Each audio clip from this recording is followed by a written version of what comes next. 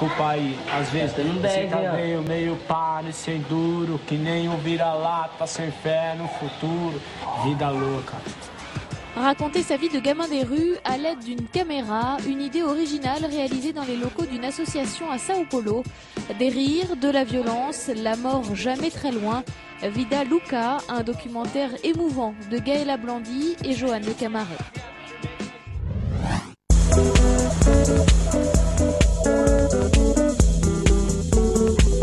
Bonsoir à tous. Au sommaire de l'heure et demie qui vient sur Public Sénat, bien sûr, le 18h dans quelques secondes. Deux débats. Didier Lombard doit-il démissionner de la présidence de France Télécom après un nouveau suicide? Le débat enflamme toute la classe politique aujourd'hui. Et la Seine-Saint-Denis manque-t-elle de policiers? Question relancée par la maire communiste de Saint-Ouen après la fusillade qui a fait 2 morts dans sa ville samedi dernier. À 18h30, Hélène Risser nous donne rendez-vous avec son émission de décryptage de la communication politique, Déshabillons-les. Et ce soir, c'est Benoît Hamon qui est face à son image. Et puis à 19h15, conversation d'avenir, Jacques Attali nous parlera de robotique. Mais tout de suite, le journal.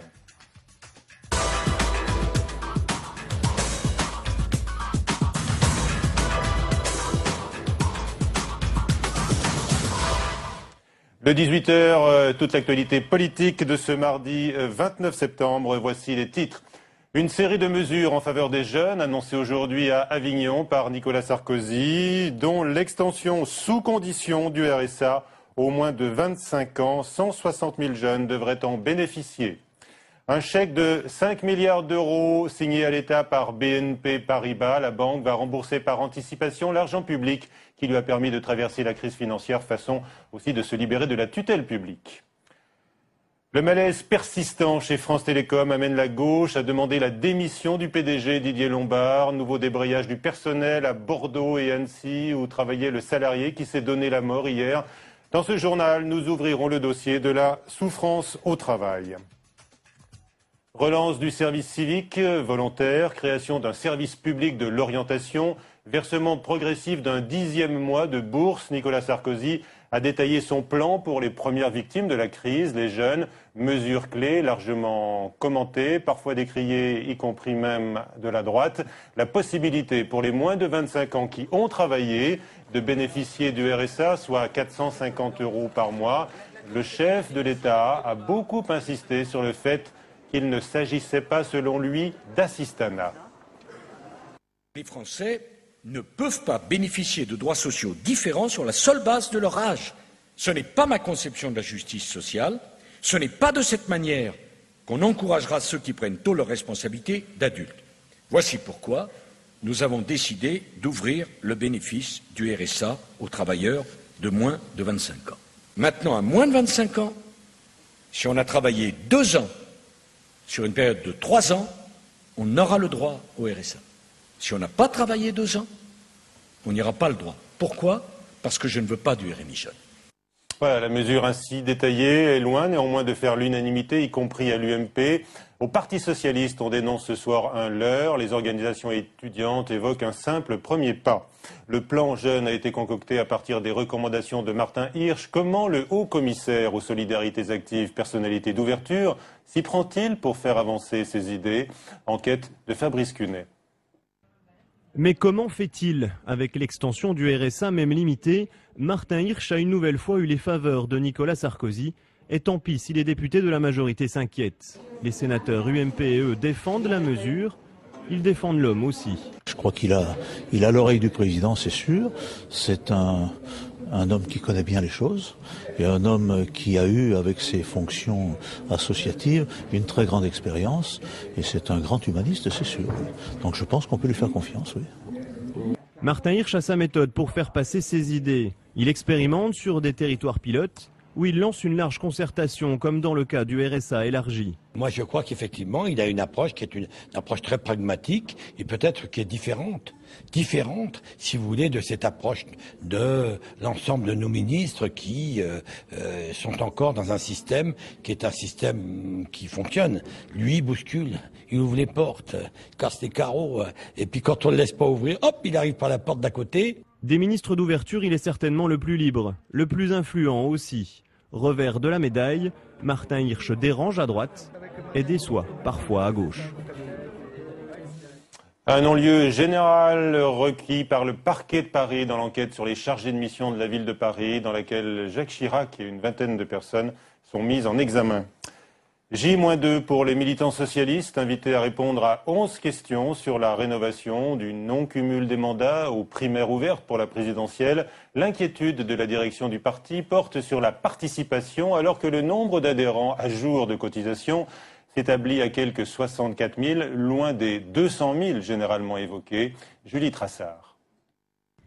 Brochure, texto, email, pour mobiliser les militants, tous les moyens sont bons. Je lance un appel aux militants. Il faut s'emparer de ce scrutin, car c'est la première pierre vers la naissance d'un nouveau parti socialiste, et c'est surtout la mise en œuvre d'une révolution que nous sommes si nombreux à appeler de nos vœux depuis longtemps.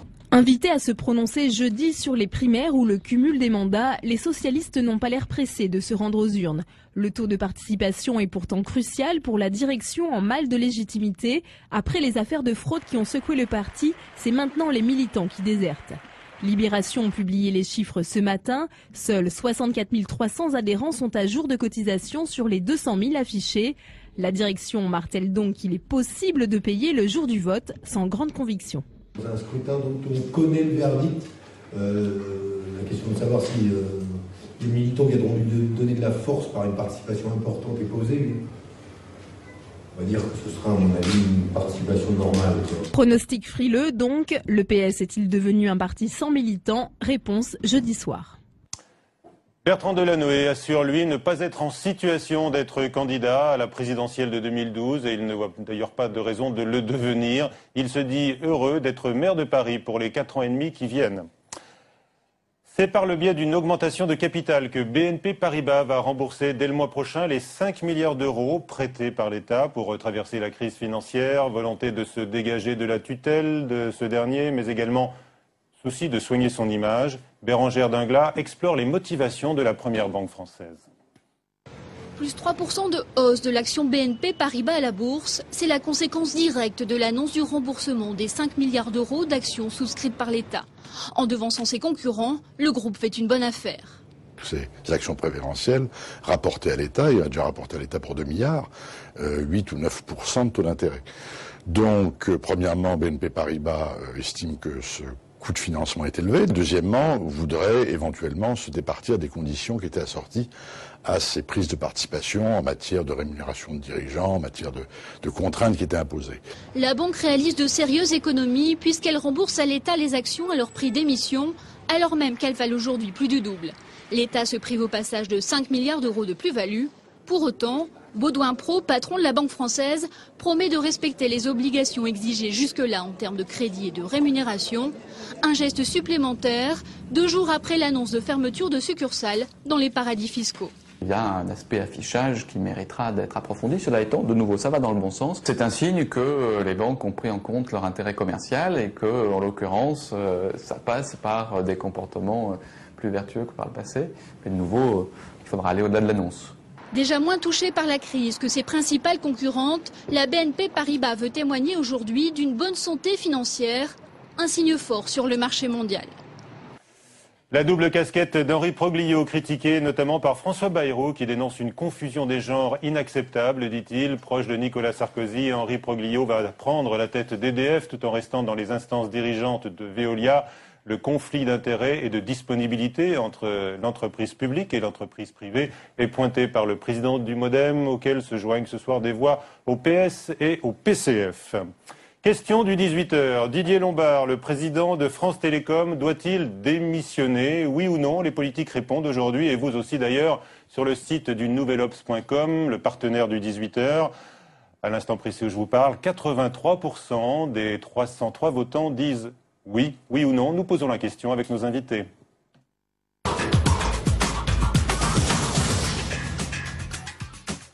La gauche réclame donc sa tête au lendemain d'un 24e suicide en 18 mois. La droite ne se prive pas de critiquer les règles de management de l'opérateur téléphonique sans aller jusqu'à demander la démission du PDG. Pas de lynchage personnel, dit ainsi Jean-Pierre Raffarin.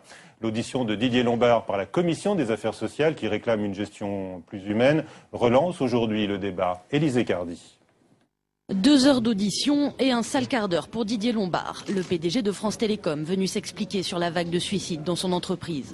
Un 24e mort hier.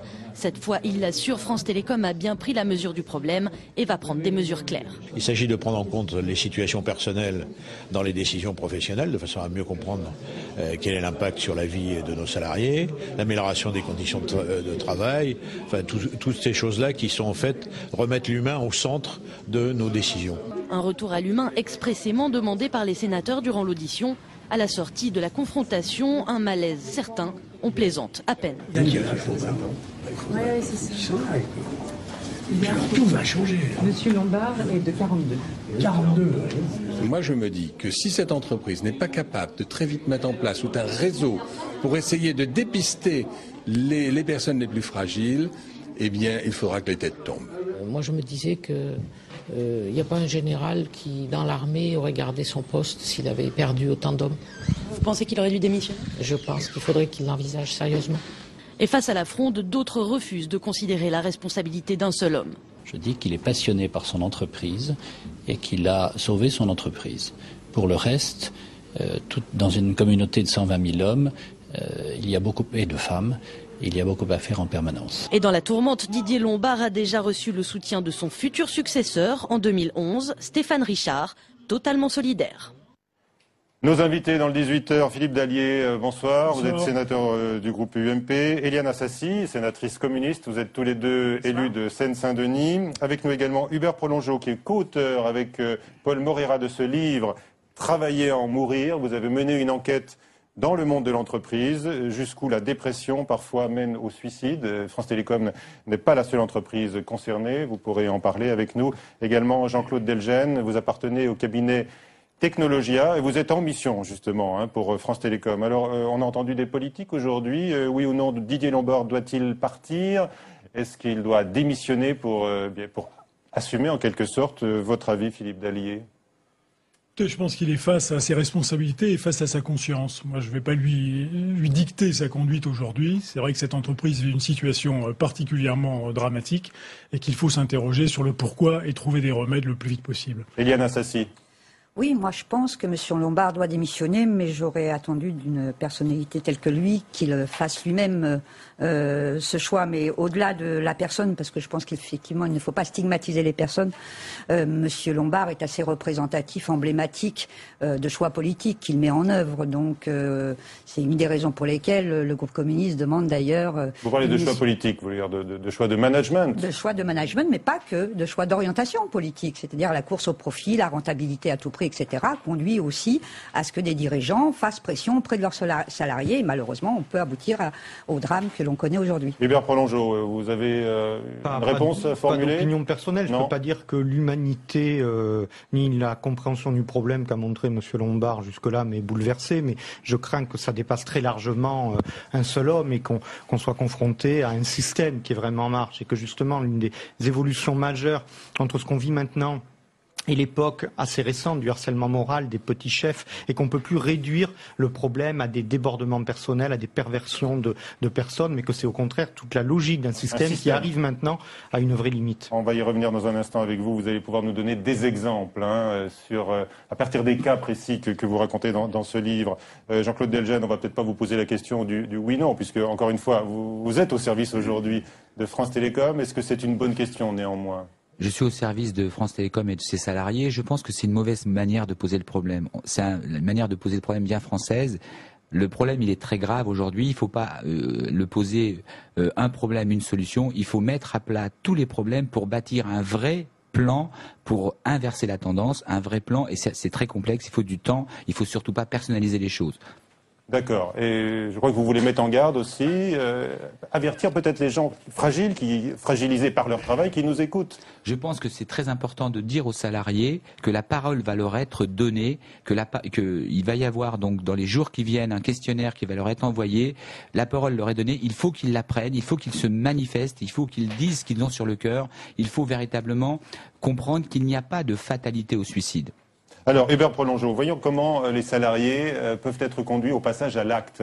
Après souvent des mois de dépression, vous avez rencontré un certain nombre de salariés pour votre enquête. Et les témoignages que vous recueillez, ça se passe chez Renault, chez IBM, chez PSA ou encore au CIC. Tous les secteurs sont touchés. Tous, parce qu'ils sont tous soumis à la même logique et que les gens qu'on rencontre sont des gens qui sont totalement perdus. On a recueilli beaucoup de témoignages de familles, de derniers mails, de dernières lettres laissées par des salariés, chez Renault beaucoup, mais effectivement dans d'autres entreprises aussi. Et chaque fois, tout le temps, ce sont des appels à l'aide qui ne sont pas écoutés. Les 3 suicides qu'on a pu voir de près chez Renault, les gens n'arrêtaient pas de demander. Ils étaient sur des postes, on les avait mis contre leur gré, ils étaient perdus, ils ne savaient pas faire ce qu'on leur demandait. Ouais. Ils suppliaient, ils disaient aidez-nous, qu'est-ce que je dois faire? Et les seules réponses qu'ils avaient étaient calme-toi, attends, on va t'aider, on va te former. Ils disaient mais ça vient pas, mais ça fait rien. Et puis alors après l'irritation qui s'en mêle, mais pourquoi t'es passé au-dessus de moi quand le salarié... vous mettez en cause le système, vous l'avez rappelé il y a un instant. Ces dysfonctionnements, cette façon par exemple de confier des responsabilités alors que les gens ne sont pas prêts, ne sont pas formés. Ce sont des failles dans le système ou c'est vraiment le système qui est conçu comme ça? Je crois que c'est une logique de pressurage des gens parce qu'on perd de vue toute idée de confort humain. Parce que ce qui compte, c'est le profit, souvent à très courte vue. Et il faut que les gens produisent, donc il faut qu'ils aillent sur des endroits avec des objectifs qui les dépassent, avec une évaluation qui les attend, où on sait qu'ils vont aller à l'échec, mais ça fait rien, on suppose que l'échec va les motiver. On peut pousser les salariés à l'échec en disant que ça va les motiver? C'est l'idée de te dire, voilà, tu vas devoir faire ça, on sait que tu n'y arriveras pas, mais si on te met la pression pour que tu y arrives, tu arriveras un peu plus près que si on te laisse tout seul. Et on constate maintenant que les gens sont perdus, qu'il y a à la fois perte de sens de leur travail, perte de reconnaissance et qu'ils ne savent plus quoi faire. La perte de sens, c'est très important. Ça veut dire qu'on plonge les gens dans un système absurde, où on les change de ce qu'ils savent faire pour les mettre sur ce qu'ils ne savent pas faire, en leur demandant des résultats dont on sait qu'ils ne peuvent pas atteindre. Tout ça pourquoi? Pour un but totalement hypothétique d'augmenter une action qui pour tout le monde est fictive, sinon pour l'actionnaire, et en détruisant souvent ce qu'ils savent faire et l'envie qu'ils ont de le faire. Vous montrez à travers ces témoignages que les histoires se ressemblent souvent, quelles que soient les entreprises, mais tout ce que vous nous racontez là, c'est théorisé dans les écoles de management. Je ne sais pas, vous avez enquêté également à HEC? À HEC, non, mais on a trouvé des livres, on a trouvé des textes internes dans certaines entreprises qui effectivement théorisent ça et disent, en gros, on a l'impression qu'on en est arrivé en partant au début du siècle du taylorisme et de toutes ces idées que symbolise Chaplin dans sa roue, à une idée du travail qu'on a essayé d'évaluer, d'humaniser, et que là, d'un coup, depuis 20 ans, il y a un retour en arrière que les gens qui étudient la sociologie du travail ne comprennent pas, où on en revient à l'idée que, 1, on tient les gens par la terreur, et que 2, c'est en leur promettant de l'argent qu'on les motive. Ce qui semble être deux erreurs majeures. Vous faites réagir. Non, mais théoriser. Non, on vit une situation absolument dramatique. Et je crois que chacun de management par le stress. C'est une expression qui revient. Oui, ça existe. Maintenant que ça a été terrorisé, avec la volonté consciente de dire... Terrorisé. Le lapsus est révélateur.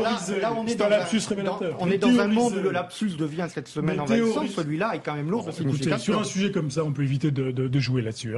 C'est très loin d'être un jeu. Comme la vote de M. Lombard, c'est très loin d'être un jeu. Peut-être par certains de là à penser qu'il y a la volonté derrière de faire craquer les gens jusqu'au suicide, il ne faut pas aller jusque-là.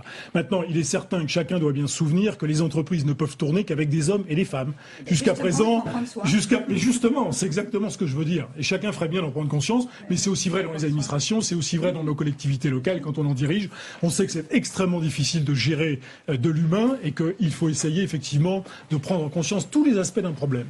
Jean-Claude Delgenne, vous avez une expérience à votre actif. Vous êtes intervenu notamment au Technocentre de Renault. Notre confrère cite le cas d'un cadre. Comment est-ce que vous arrivez à bousculer ce management par le stress et à faire prendre conscience d'un certain nombre de dérives? Technologia a travaillé sur une trentaine de crises suicidaires en 5 ans, dont celle du Technocentre.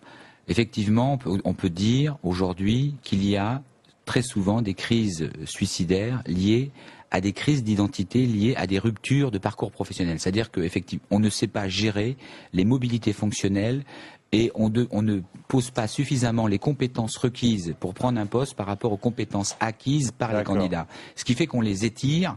Alors de là à théoriser, moi j'enseigne à Dauphine, je vois un peu ce qui se dit, je vois un peu ce qui se fait. On peut dire qu'il y a aujourd'hui, d'une manière très précise, des gens qui sont désorientés, des managers qui sont aussi désorientés. J'ai vu des managers en très grande souffrance, avec des phénomènes de culpabilité qui ont vu leur vie bouleversée suite à des crises suicidaires. Donc je ne veux pas défendre le management. Je dis que souvent les problèmes, le management est à l'origine des problèmes, il est toujours au carrefour des solutions.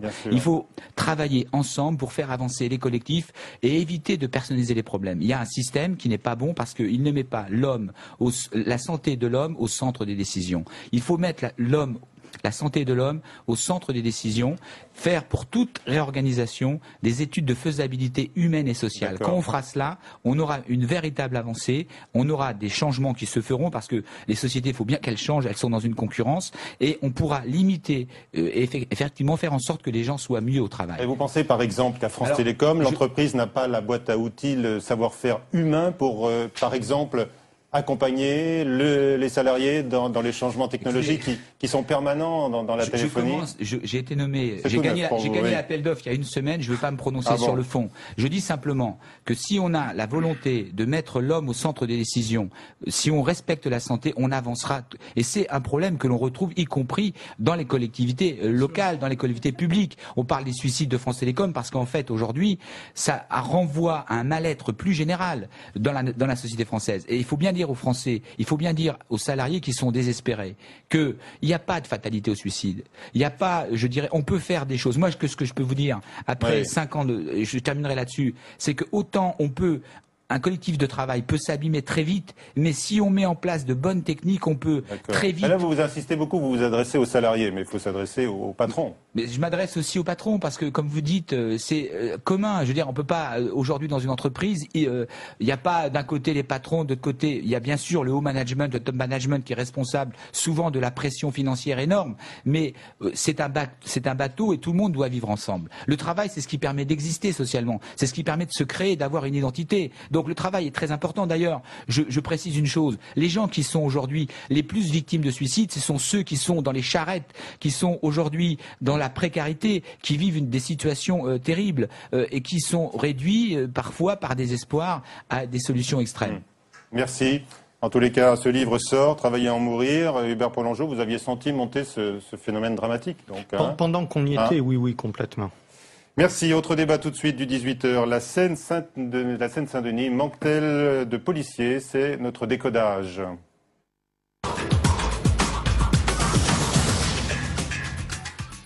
Les forces de police insuffisantes donc en Seine-Saint-Denis. La question est posée, relancée par la maire communiste de Saint-Ouen, Jacqueline Rouillon, qui est reçue d'ailleurs ce soir par le ministre de l'Intérieur, Brice Hortefeux. Vous savez qu'à Saint-Ouen, il s'est produit une fusillade, 2 morts samedi, sans doute un règlement de compte entre trafiquants de drogue. Thomas Raguet. Un énième règlement de compte entre dealers et très vite les questions succèdent à l'émotion. Je suis à la fois effondrée, mais je suis vraiment en colère, quoi. Il y en a ras-le-bol. Il faut que la police arrive et vienne et s'installe à Saint-Ouen. À gauche, des voix s'élèvent pour réclamer une présence policière en continu sur le terrain. Il y a une politique d'à-coup, il y a une politique qu'on appelle la politique du chiffre, mais ce n'est pas la politique d'essayer de prendre en compte les réalités et d'essayer de les faire disparaître. Alors oui, bien entendu, nous souffrons d'un manque de moyens dans ce département qui fait qu'on fait de l'esbrouf bien souvent, qu'on fait quelques actions, que c'est pas suivi dans le temps et que c'est les habitants qui trinquent derrière. Mais pour certains habitants, le problème vient justement des rapports entre jeunes et police. La solution, c'est de mettre en place des choses moins agressives. Parce qu'il sent une agressivité vers la police et ça, il faut que ça disparaisse complètement. Bruno Leroux a d'ores et déjà demandé la mise en place d'une mission parlementaire sur la répartition des effectifs de police sur le territoire. Avec nous, donc, 2 élus de ce département, la Seine-Saint-Denis, Philippe Dallier, par ailleurs maire des Pavillons-sous-Bois, et puis Eliane Assassi, vous êtes également conseillère municipale de Drancy, et nous a rejoint Loïc Lecouplier du syndicat de police Alliance en Seine-Saint-Denis. On vous donne tout de suite la parole. Votre avis à vous sur la présence policière dans le département? Est-ce que vous êtes en sous-effectif? Écoutez, depuis 2005, le département de la Seine-Saint-Denis a eu une augmentation d'effectifs d'environ 500 gardiens de la paix. Je pense qu'on est un des départements en France qui a été le mieux servi. Très bien. Et pour l'instant, vous ne sentez pas de tension malgré ces violences à répétition? La Seine-Saint-Denis sans tension, malheureusement, ce n'est pas la Seine-Saint-Denis. Il y a des tensions, mais elles sont quotidiennes. D'accord. Alors, j'espère qu'un jour on pourra changer le discours. Comment se fait-il qu'il y ait donc deux approches différentes quand on entend les syndicats de policiers et puis les élus du département? Non, mais deux approches différentes. Écoutez, il y a 40 maires en Seine-Saint-Denis, toutes tendances politiques confondues. Je suis certain que les 40 vont vous dire il faut des effectifs supplémentaires dans nos commissariats. Et moi, je dépends du commissariat de Bondy et je demande des effectifs supplémentaires. Maintenant, on peut aussi constater effectivement que nous avons reçu des effectifs depuis un certain temps. Est-ce que c'est à la hauteur des problèmes? Alors aujourd'hui, on vient de faire le grand pari de la police. J'attends aussi de cette réorganisation une meilleure gestion des moyens. C'est aussi cela qu'il faut dire, parce que on avait dans l'organisation précédente un certain nombre de policiers qui étaient affectés à des tâches et mobilisés. Peut-être qu'on peut les utiliser différemment, et notamment dans les quartiers. Et j'espère qu'on pourra mettre en place plus d'unités territoriales de quartier qui ont leur efficacité. Écoutez, moi je pense qu'effectivement il faut la quantité, c'est indéniable. Effectivement, majoritairement les maires de Seine-Saint-Denis demandent plus de policiers dans leur commissariat, c'est une chose, et demandent des fois aussi la création de commissariats parce qu'il y a des villes qui ne sont pas dotées en la matière. Mais je crois aussi qu'il y a la qualité. Et il me semble qu'aujourd'hui il serait nécessaire quand même de remettre à plat ce que sont les missions de service public de la police nationale. C'est-à-dire que le triptyque prévention, dissuasion, répression n'existe pas. Particulièrement sur un territoire comme la Seine-Saint-Denis. Et comme la course est aux objectifs, là encore, c'est-à-dire qu'il faut toujours répondre à des objectifs chiffrés. Alors forcément, là, l'événement qui s'est passé ce week-end, qui est dramatique, le fond du problème, c'est la drogue. Alors effectivement, traquer les dealers et pas simplement les consommateurs, ça demande du temps pour les policiers. Et forcément, ça ne répond pas aux objectifs qui sont demandés à ces mêmes policiers. Loïc, donc voilà, on est au cœur d'un vrai problème quand même. Dans l'ordre des priorités, tel que vous le vivez au quotidien. Tout d'abord, le triptyque prévention, dissuasion, répression. Prévention et dissuasion, pour moi, c'est la même chose. Des policiers en tenue, il y en a en Seine-Saint-Denis, ils ont augmenté. Donc à partir du moment qu'un policier patrouille en tenue, c'est de la dissuasion. La répression, nous ne sommes qu'un élément de la chaîne répressive. Concernant le trafic de drogue, mes collègues, il faut jouer sur deux tableaux. D'abord, on s'attaque forcément aux acheteurs et effectivement aux vendeurs. C'est le but. On a énormément d'acheteurs, il y a énormément de consommation, il y a un marché à prendre. Désolé, il faut dire les choses telles qu'elles sont. La drogue aujourd'hui, c'est un marché, c'est une prise de marché, ce qui explique. Il y a des vendeurs. Mais sans acheteurs, s'il n'y a pas de demande, n'importe quelle société de commerce, s'il n'y a pas de demande, il n'y aura pas d'offre. L'offre n'a jamais été aussi importante. Il faut le constater. Et on peut, l'offre sur hashish, cocaïne, avec l'Afghanistan qui a été maintenant l'héroïne revient, la cocaïne, le marché américain est complètement saturé, la cocaïne arrive en France. Est-ce que les réseaux, les dealers agissent différemment?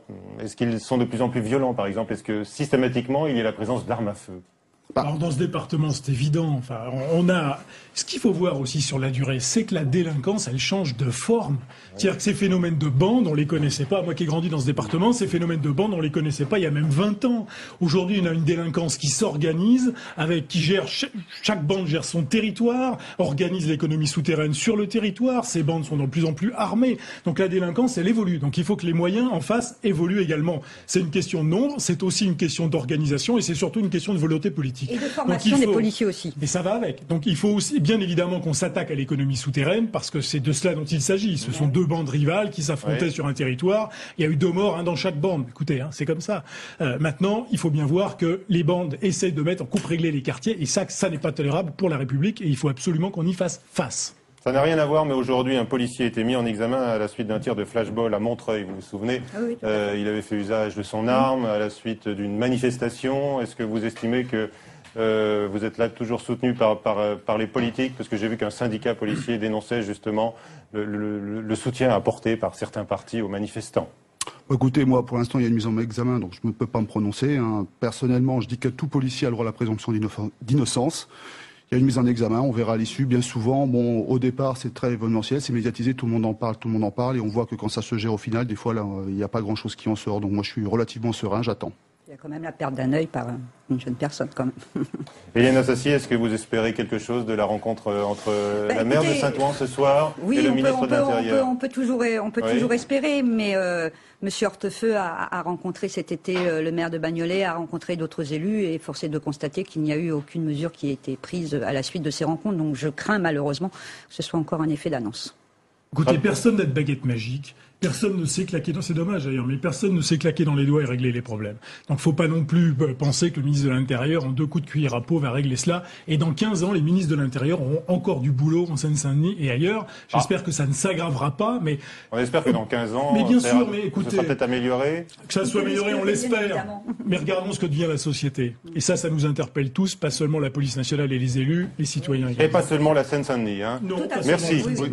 Merci à tous, en tous les cas, d'avoir participé à cette édition du 18h. Dans un instant, sur Public Sénat, à suivre Déshabillons-les, l'émission qui décrypte la communication politique par Hélène Risser. Aujourd'hui, elle s'intéresse à Benoît Hamon. Mais comment s'y prend-il pour calibrer sa parole? Déshabillons-les va donc vous proposer régulièrement ainsi des rendez-vous avec des politiques qui réagissent à leur propre communication. C'est à suivre dans un instant.